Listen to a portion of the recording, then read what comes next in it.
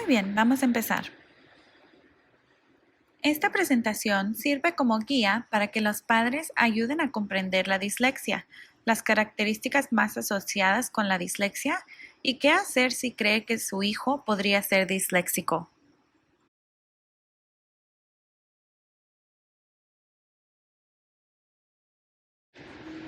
Veamos, ¿qué es la dislexia? La dislexia es una discapacidad específica del aprendizaje de origen neurobiológico. Se caracteriza por dificultades con el reconocimiento preciso y o fluido de las palabras y por una mala ortografía y descodificación. Estas dificultades generalmente son el resultado de un déficit en el componente fonológico del lenguaje que a menudo es inesperado en relación con otras habilidades cognitivas y la provisión de una instrucción efectiva en la clase. Lo que esto significa es que nosotros buscamos a personas que estén por encima del promedio en inteligencia, pero que aún tienen dificultades para desarrollar habilidades de lectura. Los estudiantes con dislexia a menudo experimentan consecuencias secundarias que incluyen problemas en la comprensión de lectura y una experiencia de lectura reducida que puede impedir el crecimiento del vocabulario y el conocimiento previo. Esta definición se puede encontrar en el sitio web de la Asociación Internacional de Dislexia y es un gran recurso para obtener más información sobre la dislexia.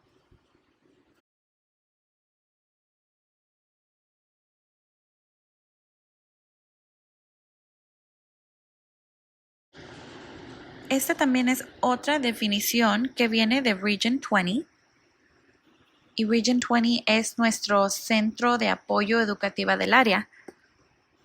Y dice que la dislexia es una discapacidad de aprendizaje basada en el lenguaje.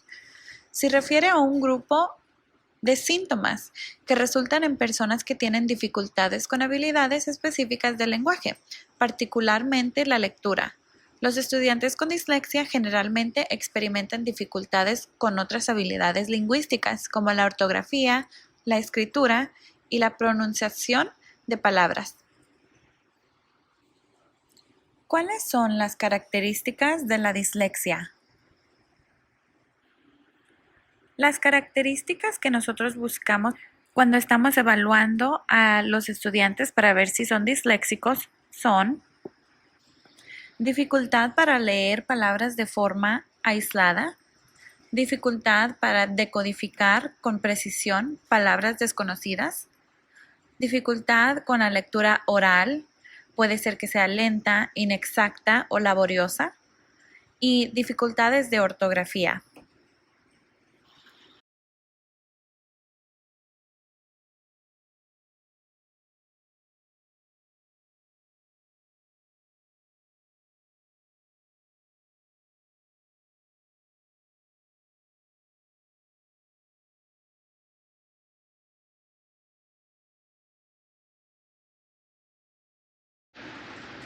Estas dificultades suelen estar asociadas con segmentar, mezclar y manipular sonidos en palabras. Eso es conciencia fonémica.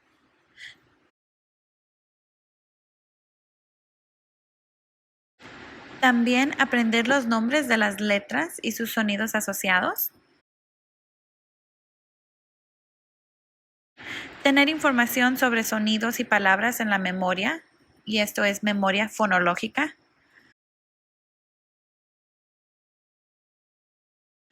Recordar rápidamente los nombres de objetos familiares, colores o letras del alfabeto, y esto es denominación rápida.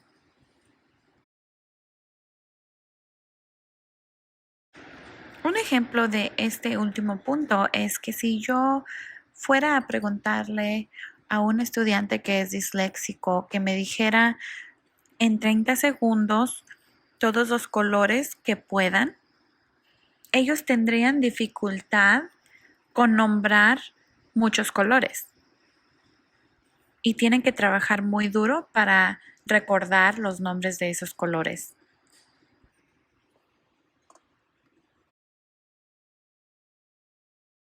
¿Cuáles son algunos de los factores de riesgo comunes?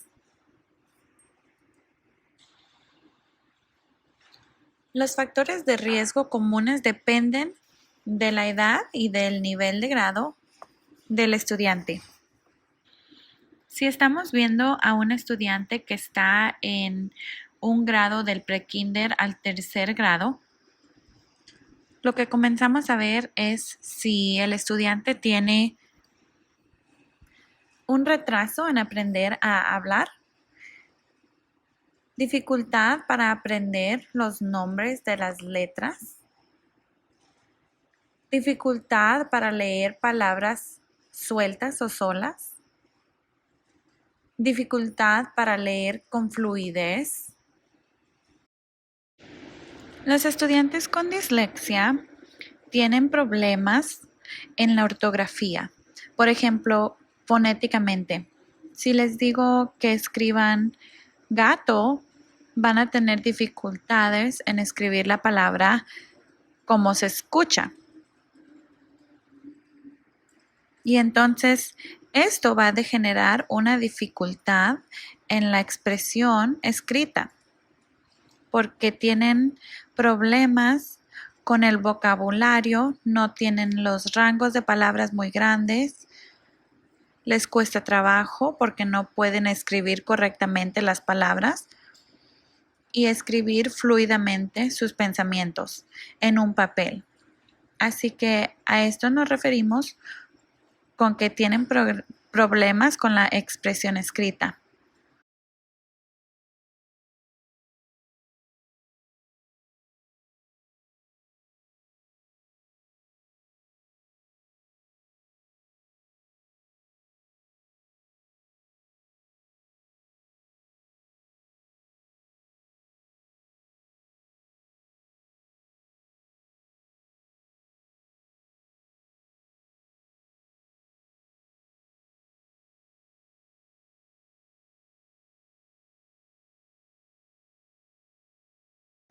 Si vemos a estudiantes de cuarto grado a sexto grado, empezamos a ver estudiantes que tienen problemas en leer en voz alta. Entonces no quieren leer en voz alta. Tratan de evadirlo. Piden permiso para ir al baño porque les cuesta trabajo leer en voz alta. Y tratan de evadirlo lo más posible, pero les cuesta trabajo leer en voz alta o leer ellos solos en clase. Es muy incómodo, tanto que evaden la lectura. Entonces, como les cuesta trabajo leer, tienen problemas de comprensión. Y luego, cuando es más fácil para ellos cuando alguien les dice las cosas en vez de que ellos le lean. Por ejemplo, si ustedes le leen una historia, ellos van a poder contestar todas las preguntas acerca de la comprensión de la historia. Esto se llama comprensión oral. Y como habíamos indicado anteriormente, ellos no tienen mucho vocabulario porque como no están leyendo mucho, no tienen el mismo vocabulario que una persona que lee mucho. Un factor de riesgo que vemos en estudiantes de secundaria y preparatoria es que se frustran con el tiempo que les dan de lectura porque requieren más tiempo de lo normal para leer. Necesitan más tiempo para hacer sus tareas y trabajos. Ellos evaden la lectura, tienen dificultad con el volumen de la lectura y también les cuesta trabajo aprender otro idioma. Entonces ya vimos los factores de riesgo desde prekinder hasta la preparatoria y tal vez pueden no mostrar todas esas características o factores de riesgo, pero generalmente tienen las suficientes para hacer un impacto en el aprendizaje. ¿Qué es lo que deben de saber de dislexia? Esto es muy importante. Los estudiantes con dislexia no son flojos. Los estudiantes con dislexia quieren ser exitosos, así que usan palabras de apoyo, por favor. Denles amor, denles apoyo, que es lo más importante. Necesitan sentir eso y necesitamos proveerles un lugar seguro para aprender en la escuela y en casa.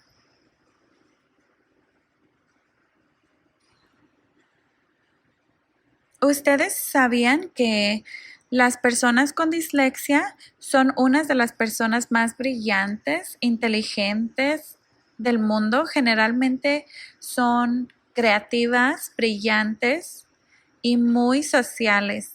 Hablan mucho, hacen atléticas, son unas de las personas más famosas, como Jennifer Aniston de Friends tiene dislexia, Richard Branson de Jane the Virgin es un multimillonario, tal vez un billonario, y él tiene dislexia también. Y tiene una fundación que apoya y da mucha información sobre el dislexia. Tenemos muchísimos individuos que son muy talentosos, muy creativos, en lo musical también. Las personas con dislexia tienen un promedio más alto de inteligencia.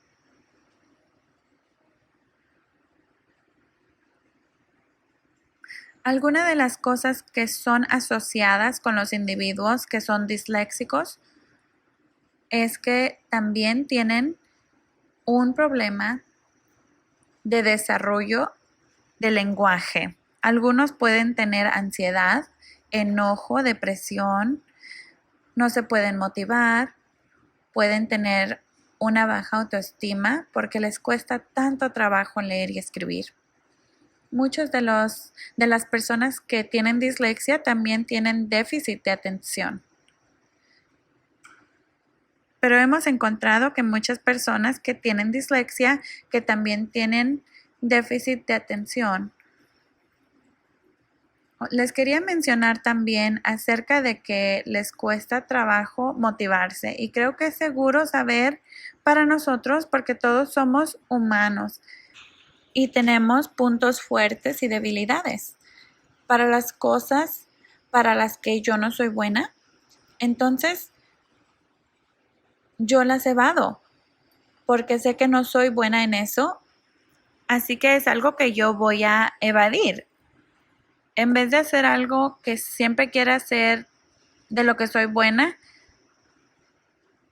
por ejemplo, a mí me gusta mucho escribir y no lo voy a evadir, pero si hay algo de cálculo o de matemáticas que no soy muy buena en eso, entonces lo voy a evadir. Y es lo mismo que se aplica a personas con dislexia, porque es muy difícil para ellos la lectura y escritura. Y de hecho, tienden a evadir esas actividades. Todo lo que tiene que ver con leer y escribir. Alguno de los problemas comunes es que tienen problemas de aprender nombres y palabras. Les cuesta trabajo retener las ideas por mucho tiempo para poder manipularlos y embeberlos en papel. Entonces es un problema para ellos que tienen que hacer algún ensayo y tal vez sus notas son un desastre o les falta información importante. También tienen problemas con palabras irregulares, con instrucciones verbales. Tenemos que asegurarnos que las instrucciones verbales que les demos estén lo más simplificadas y cortas posible. Tal vez tengan problemas en memorizar líneas para una obra de teatro, por ejemplo. Así que, ¿qué es lo que ustedes pueden hacer si ustedes sospechan que su niño tiene dislexia? Hablen con un profesional, hablen con los profesores de sus niños y díganle a los profesores lo que están observando en casa. Por ejemplo, si su niño se resiste a leer, si se tarda mucho tiempo en hacer su trabajo, su tarea, y siempre es una pelea para que hagan su tarea, lloran, no lo quieren hacer, si al niño le cuesta trabajo leer alguna palabra, si les cuesta trabajo escribir sus pensamientos, generalmente tienen faltas de ortografía. Cuando hablen con el profesor de los niños, pregúntenle si ellos tienen las mismas preocupaciones. ¿Cuáles son sus observaciones acerca del progreso de lectura de sus niños? Porque muchos se quedan atrás en sus habilidades de lectura. ¿Qué es lo que están leyendo sus niños en casa? Si están leyendo al nivel del grado. Entonces, hablen con los profesores acerca del rendimiento de lectura. Tenemos varias evaluaciones a la mitad del año, al final. ¿Qué es lo que dicen esas evaluaciones acerca de la habilidad de lectura de sus niños? ¿Sí pueden leer y comprender lo que leen? También pregunten a sus profesores de sus niños si a sus niños les está costando trabajo y qué intervenciones van a tener para ayudarles con la lectura. ¿Qué plan tiene el profesor para ayudarle al estudiante? ¿Cuándo les van a dar retroalimentación? ¿Qué tan seguido van a tener retroalimentación del progreso de sus niños? También pueden hablar con el coordinador de su campus. Generalmente es el consejero o un asistente del director. Hagan una cita con ellos y con el coordinador de dislexia y compartan con ellos sus preocupaciones. Y sepan, por favor, que ustedes siempre tienen el derecho de pedir una evaluación. Si ustedes piensan que sus niños tienen dislexia, en cualquier momento pueden pedir una evaluación de dislexia. Ese es un derecho de ustedes como padres de familia o guardianes. Así que si necesitan más información, vamos a poner aquí la información del Departamento de Dislexia. El número de teléfono es 210-554-2570. Estamos muy felices de ayudarles y de guiarlos y de darles toda la información necesaria. Muchas gracias. No sé si tienen alguna pregunta acerca de la presentación o si tienen algún comentario, por favor prendan su micrófono. Ayudas visuales. Mi nombre es Alegra Montemayor y trabajo con el Departamento de Desarrollo Académico. Soy una especialista de programas para apoyo de comportamiento. Con los especialistas de la implementación de servicios de comportamiento en el distrito escolar. En mi carrera anteriormente, fui una maestra de educación especial que estaban clasificados de bajo a alto problemas de aprendizaje. Tenían problemas de habilidades funcionales y estuve de maestra en primaria y había mucha ayuda que nos daban a nosotros para poder navegar académicamente en una forma exitosa. Así que este tema en específico es muy importante para mí. Y en especial porque yo era una maestra anteriormente y usaba estas ayudas con mis estudiantes. Así que es muy importante este entrenamiento para padres. Les agradezco que estén con nosotros y esperemos que toda esta información les beneficie. Y si tienen algún miembro de la familia, cualquier persona que conozcan, por favor, usen la ventana de chat para hacer cualquier pregunta. Vamos a ver de qué es lo que vamos a hablar. Les voy a enseñar varias ayudas visuales. Hay mucha información, así que trataré de resumirla lo más posible y obtener las ayudas más importantes. Estas son ayudas que están basadas en estudios científicos. Así que vamos a estar hablando de estas ayudas y cómo lo pueden implementar en casa. Vamos a hablar de relojes, de calendarios, de horarios y también listas de cosas pendientes por hacer y un análisis.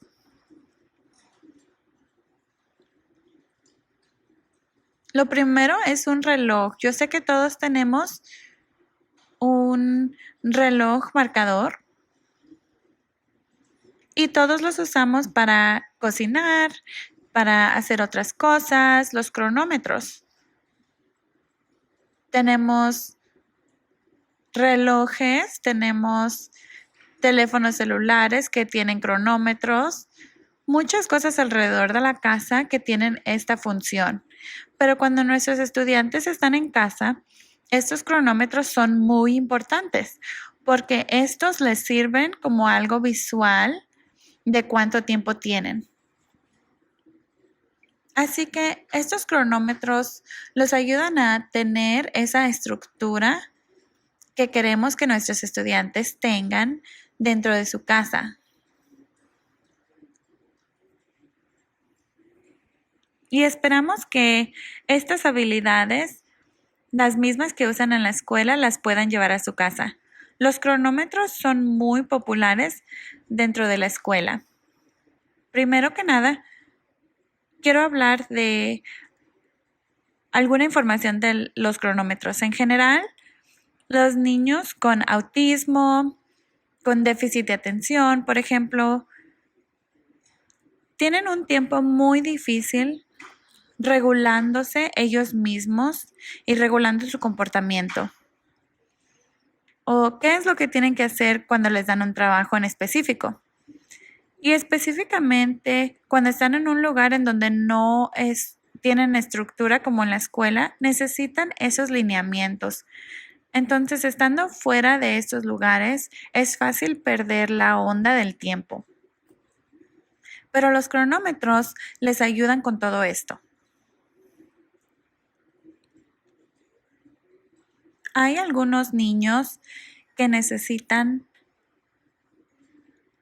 una forma más visible de qué es lo que van a pasar. Entonces, con un cronómetro, eso les va a ayudar en una forma exitosa. Así que sí saben que tienen un tiempo de terminar o para hacer cierta actividad. Y esto les puede ayudar a motivarse a terminarlo antes de que se acabe el tiempo del cronómetro.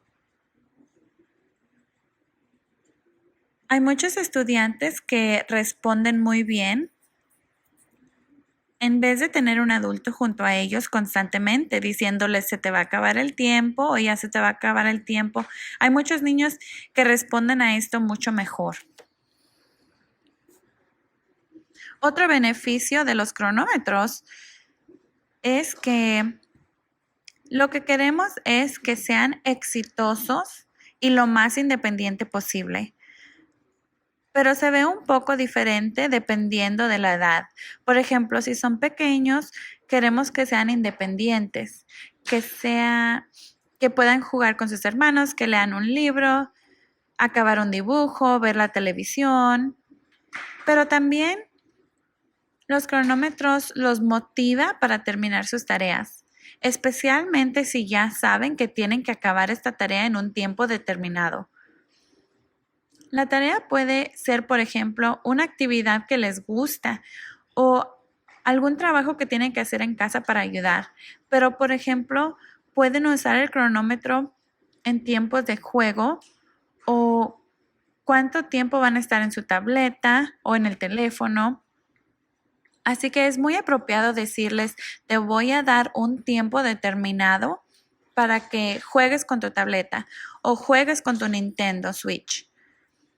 Entonces esto ayuda a cumplir estas atenciones con el cronómetro. Algunos consejos para motivar a que respondan bien al cronómetro es ponerles como un reto.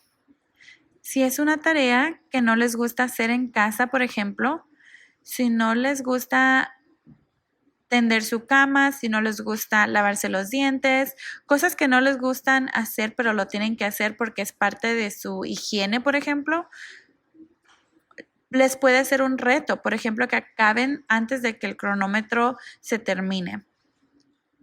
Si quiere jugar con su iPad o ver un programa de televisión favorito, tienes que hacer esta tarea y vamos a ver si puedes terminar antes de que se acabe el tiempo del cronómetro. Algunas veces los niños se pueden rebelar contra esto, pero entonces usando el cronómetro, esto va a quitar esa rebelión contra ustedes, contra la mamá, contra el papá,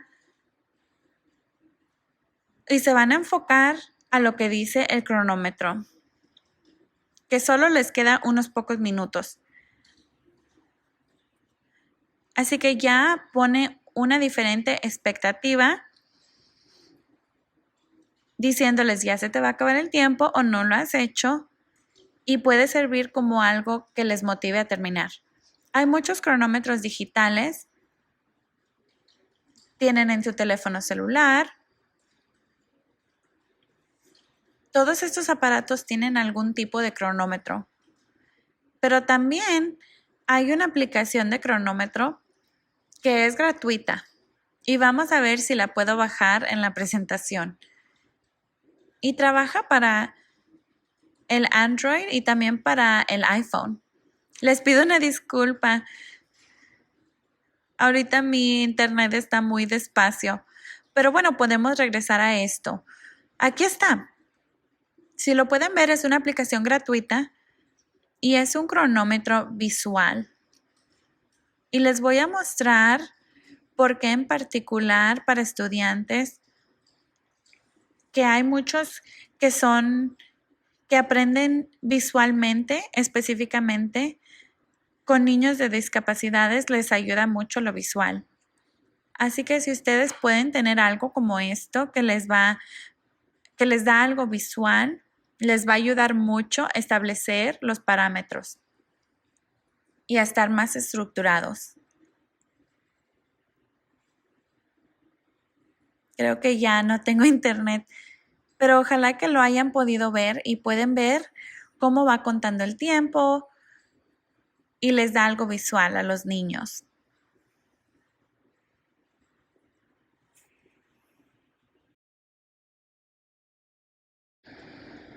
Me quiero asegurar de que pueden ver mi pantalla. ¿Sí? Ok, muy bien. Disculpen, no sé si perdí la conexión. Así que ahora vamos a hablar de otra ayuda visual que preparamos para ustedes. La primera es primero y luego. Esto es muy popular en el reino de la educación especial cuando hablamos acerca de apoyar a nuestros estudiantes en este ambiente. Pero es muy interesante que todos usemos estos al principio. Informalmente se llama la ley de la abuelita, porque siempre es algo que ellas dicen. No puedes tener tu plato limpio si no terminas tu brócoli, por ejemplo. Entonces, son ciertas expectativas de algo que, por ejemplo, van a hacer, que no les va a gustar mucho hacerlo, pero lo tienen que hacer. Entonces, si haces esto, ¿cuál es el segundo paso? También se conoce como el principio de Premack. Este principio lo hizo el doctor Premack y lo usó con monos en un experimento y encontró que si usted pone parámetros, va a poder observar estos comportamientos. Así que esa teoría dice mucho acerca del comportamiento humano. Así se identifica como una de esas estrategias que nos ayuda a entender y predecir comportamiento de los estudiantes. Entonces, entender primero y luego es muy importante. ustedes están empalmando un comportamiento con una consecuencia. Les voy a dar varios ejemplos. Les voy a dar un escenario. Si ustedes dejaran a sus niños en su cuarto, o si los dejan en la sala, por ejemplo, en su casa, ¿qué es lo que harían sus niños? Estos son algunos de los ejemplos de cómo es la probabilidad de comportamiento. Tal vez van a agarrar el control remoto porque eso es algo que quieren mucho. O tal vez puedan prender su Nintendo Switch o su Game Boy o su teléfono, pueden agarrar la pelota, por ejemplo. Estas son cosas que son consideradas como una alta probabilidad de que vayan a pasar. O tal vez son muy sencillos y no les gusta la tecnología, pero les gusta el dibujar. Estos son ejemplos de comportamiento de alta probabilidad. Entonces, por ejemplo, si tienen que hacer algo que no les gusta, pueden proyectar un escenario futuro. Les voy a dar unos ejemplos de primero y después. Primero es una actividad que no les gusta hacer o es una tarea que les cuesta trabajo, que es un reto para ellos. Una vez que acaben esa tarea, van a poder hacer algo que sí les gusta. A cada primer o 3 preguntas de tu tarea, de nuevo, esto es una actividad que no les gusta. Y lo voy a empalmar con una actividad que sí les gusta hacer. Por ejemplo, con el iPad por 5 minutos. Entonces, están incorporando el cronómetro también con todo esto. Si haces 3 preguntas de la tarea, puedes jugar 5 minutos con tu iPad. Todo esto se puede hacer de varias formas. Tenemos estudiantes que les va bien solo con palabras, pero también tenemos otros que aprenden mejor visualmente y necesitan imágenes o fotografías. Con este ejemplo, si haces tu tarea con una foto de la tarea, puedes jugar con tu iPad y les enseñan su iPad. O si tienen que tomar jugo de naranja y después puedes ver la tele. Estos son algunos de los ejemplos. En casa se entiende que no hay ese nivel de estructura y de rutina que los estudiantes están acostumbrados en el salón de clase. Eso se entiende, pero dentro del ambiente de casa, porque tienen acceso a la televisión, a videojuegos, otros aparatos tecnológicos, hay formas en que los padres o familias pueden navegar alrededor de todo eso. Por eso los cronómetros pueden ser utilizados en este lugar. Pueden encontrar un lugar en la cocina, en la sala, o tal vez designar un lugar en específico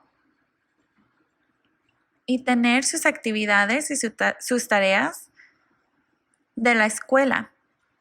Por ejemplo, entonces va a ser primero es la tarea de la escuela y después puedes hacer algo que tú quieres hacer. Primero tiende tu cama y después puedes jugar o ver la televisión. Básicamente lo que está tratando de hacer aquí es que si necesitan ayudas visuales con sus niños, esto es muy buen recurso. Y así ya pueden tener un sentido de rutina y estructura. Ya no van a poder tener acceso cuando ellos quieran. Hay que tener más estructura. Algunos consejos para implementar esta regla de primero y luego, ¿qué pasa? Es basarlo en ejemplos. Es muy importante que mantengan sus instrucciones muy simples y fáciles de entender. Es primero tu tarea, después ver la tele.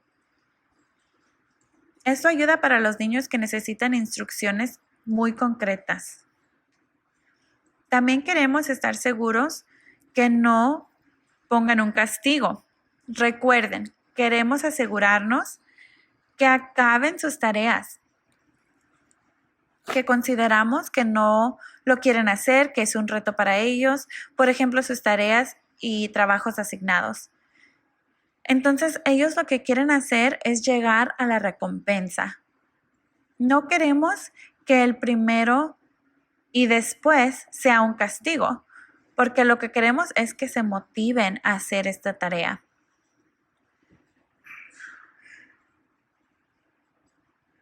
Otro consejo es repetir la instrucción si se necesita. Pero si lo tienen que repetir, tienen que usar las mismas palabras para que sea repetitivo. Asegúrate de hacer tu tarea y después lo tienen que repetir. Asegúrate de terminar tu tarea. Y también mantener en mente que sus niños necesitan ayuda haciendo su tarea, que les está costando trabajo. Por ejemplo, en casa, está bien ayudarlos. Pero aunque ustedes les ayuden, asegúrense de que tengan la parte después, o sea, la recompensa. Si ustedes les ayudan a acabar esa tarea que les cuesta trabajo, entonces les dan una recompensa y esto les enseña que si acaban su trabajo van a obtener una recompensa.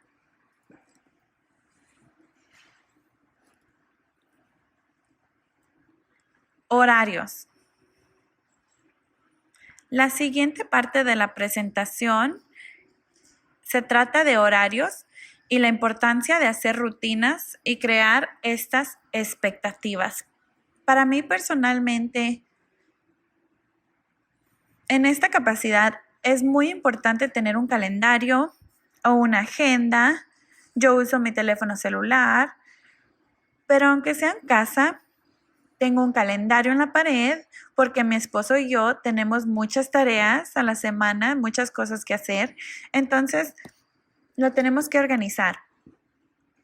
Cuando hablamos de la perspectiva de un estudiante, es más importante porque les ayuda a construir esa estructura que ya tienen en la escuela, pero están continuando esta estructura en casa. Así que les recomendamos que hagan esto. Proveerles estos consejos y estos recursos de cómo pueden hacer esto en casa. Primero que nada, la importancia de horarios, que no nada más nos ayudan a entender qué es lo que tenemos que hacer ese día, pero también nos ayuda a crear ese nivel de estructura, especialmente para niños con discapacidades que necesitan esa estructura durante el día. Les ayuda a su anticipación, saber qué va a pasar después. Necesitan esa estructura y orden para obtener eso. Los horarios, por ejemplo, para mí, bueno, es para todas las edades. Aquí hay algunos ejemplos de horarios. Y de nuevo, depende de el nivel, de la necesidad, de la edad de los niños. Así que algunos de estos pueden aplicar para unos y aquí hay unos ejemplos de cómo se verían en casa. Si es un horario para el nivel de la escuela y hay ciertas cosas que se tienen que hacer como guardar su mochila, lavarse las manos, tiempo de un baño, lavarse las manos, irse a dormir. Es muy concreto, muy explícito y ya aquí es como un pequeño sobre. Así que cuando acaben con cada tarea en el horario, la pueden poner en este folder, por ejemplo. Aquí tenemos cómo se ve en la mañana, en la tarde y en la noche. Y esto sería óptimo, por ejemplo, para fines de semana. Y entonces ya pueden crear ese nivel de estructura en casa. Aquí del lado izquierdo tenemos las cosas que se tienen que hacer y una vez que se hacen, ya lo pueden cambiar a donde dice acabado. Pueden sentir esa satisfacción de que acabaron una tarea y pueden hacer otra. Estos son unos ejemplos de horarios que se pueden hacer de muchas diferentes maneras.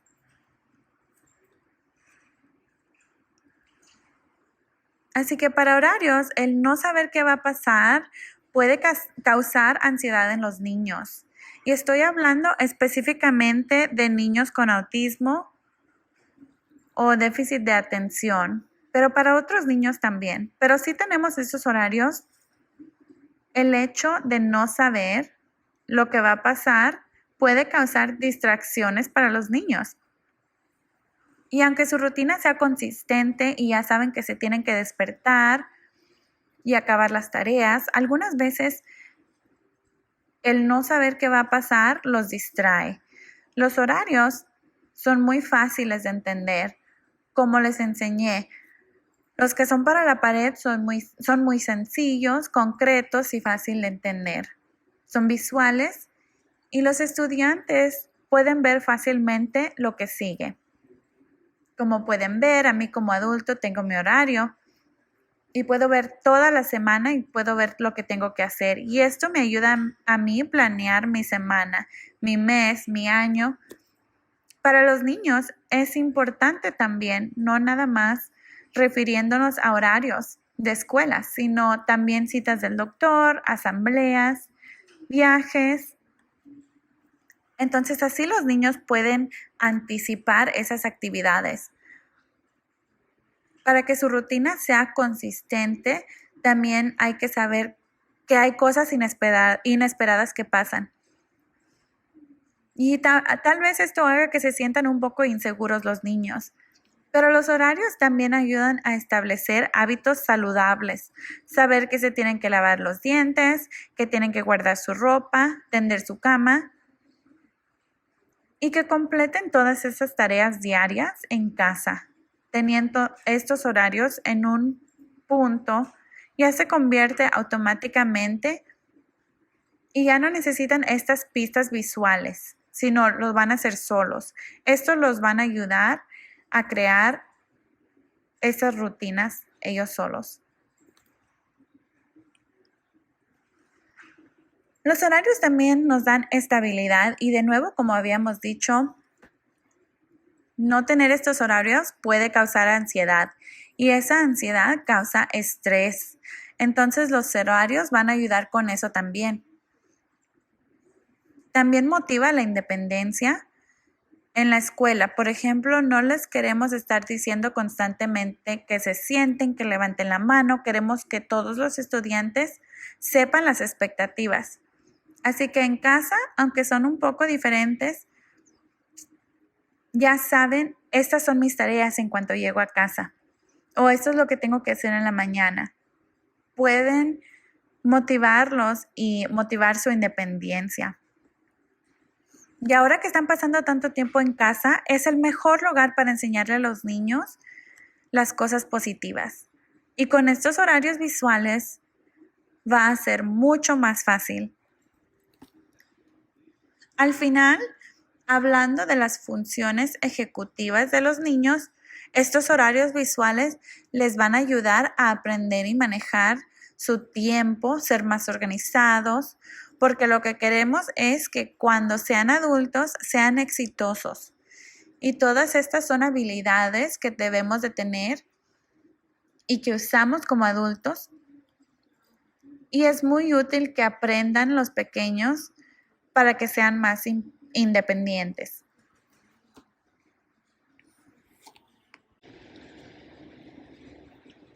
Estoy esperando que se cambie la pantalla. Muy bien.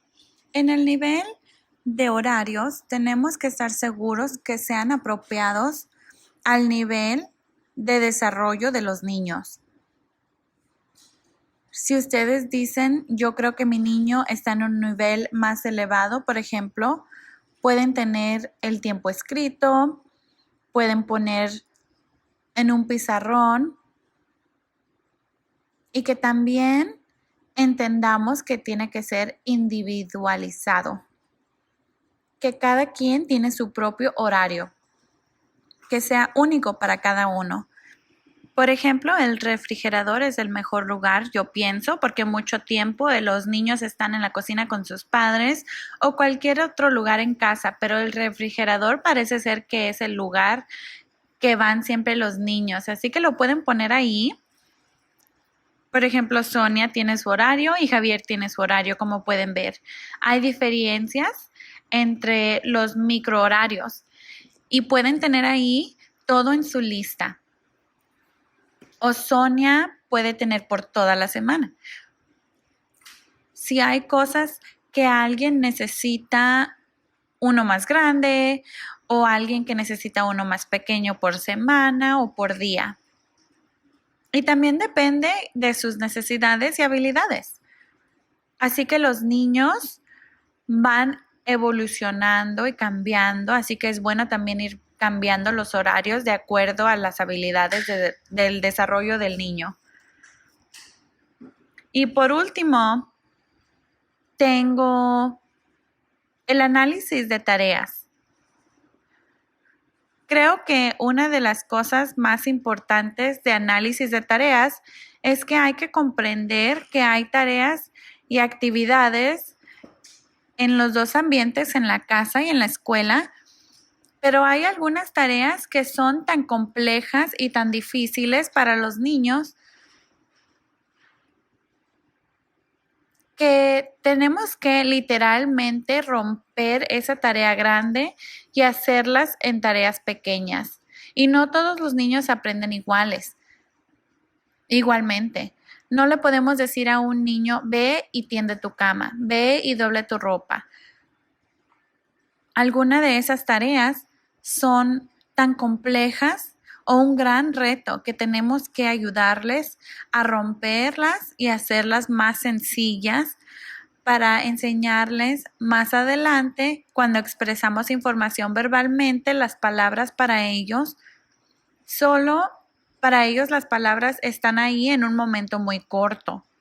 Entonces, por ejemplo, con estudiantes con discapacidades, si les dan ayuda con el análisis de las tareas y identificar la tarea y ver cómo se les puede explicar y mostrar visualmente.